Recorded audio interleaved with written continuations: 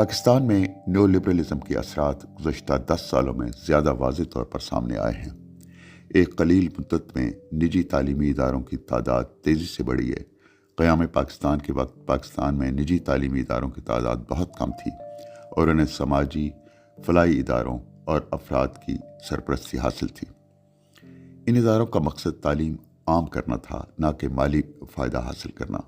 لیکن گزشتہ 10 سالوں میں نجی ادارے کاروباری مقاصد کے لیے بنائے جانے لگے ہیں۔ پاکستان میں چند ایک ایسے تعلیمی ادارے بھی ہیں جن کا معیار بھی اعلیٰ ہے اور وہ مہنگے بھی ہیں، لیکن زیادہ تر نجی ادارے صرف پیسہ کمانے کی دوڑ میں بنائے گئے ہیں۔ تعلیم ایک بڑی صنعت کا درجہ اختیار کر چکی ہے، جس کی کثیر پیداوار ان اداروں سے کامیاب ہونے والے طلباء ہیں۔